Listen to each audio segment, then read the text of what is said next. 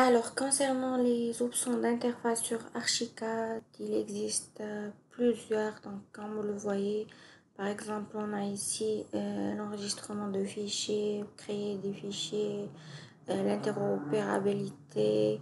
Comme je vous ai dit au début, donc il s'agit de l'IFC, gestionnaire de projet IFC, traduction, détecteur de changement de modèle, importer des nuages de points, classification et propriétés.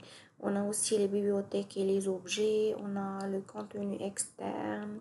Et dans la partie édition, on a les couper, coller, copier, déplacer des objets, aligner, distribuer, modifier, réglage d'éléments, ligne et plan de référence où on trouve modifier la ligne de référence d'un mur ou d'une porte, d'une fenêtre. Donc, on a aussi les options de vue et on a les options de vue d'écran. Par exemple, on a euh, le raccord mur et poutre, on a les hachures, on a les poignées de hachures, les poignées de lignes, les étendues, les cadres de dessin, les éléments mettre sur la mise en page et les lignes de référence de cotation. On a aussi la traçabilité, par exemple l'affichage de grille de construction et l'affichage plan édition.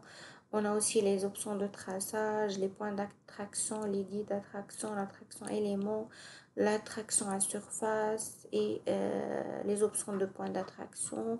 Concernant le dessin, on a bien sûr quelques outils de dessin, comme vous le voyez ici. Sur les outils de dessin, on en trouve aussi une autre barre.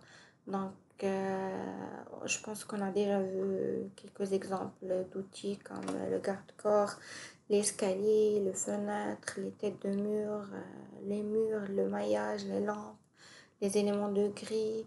Et on a aussi les options d'éléments solides, les extras de dessin, les extras de toit et plusieurs autres. Concernant la documentation, on a aussi quelques outils pour la documentation et ce qui est très important, c'est la cotation dans l'architecture, comme vous le savez. Donc, la cotation est très importante. On a aussi le code de rayon, le code de niveau, la cotation angulaire. Quand on a un cercle ou un arc, on a aussi la cotation simple qui est pour les polylignes, les splines, les lignes et les coupes. Donc, on a aussi la création des façades, les feuilles de travail, les détails qui sont indépendants. Et on a aussi les calques. Donc, chaque calque a plusieurs options, comme vous le voyez ici. On a les jeux de stylo, les vues modèles, les substitutions graphiques. Par exemple, par zone ou bien les zones par catégorie. On a par couche composite avec ou sans et plusieurs autres. Concernant les créations d'images, on a la projection rendue photoréaliste et les dessins, les carnets de mise en page et bien sûr on a les extra listes. Ces extra listes sont très importantes. Par exemple, on a la liste d'éléments et d'ailleurs on verra ça plus tard dans les chapitres qui suivent. Donc, on verra aussi les listes de composants, les listes de zones, le gestionnaire des identifiants et la recherche des objets par propriété. Et là, je parle de propriété et éléments aussi. On a aussi d'autres options comme les attributs éléments. Y inclut les calques, les lignes, les hachures, les surfaces, les matériaux de construction, les structures composites, les gestionnaires de profil, les styles d'annotation, les profils d'usage. On a aussi les gestionnaires de propriété et de classification, les profils complexes, les préférences projet et sans oublier l'environnement de travail quand on a vu tout à l'heure.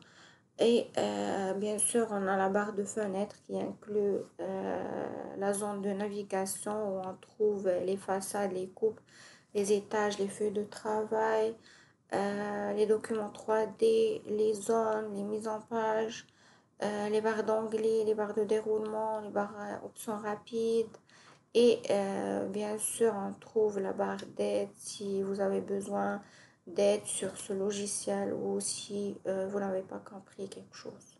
Et bien sûr, on verra chaque option en détail dans les chapitres qui suivent.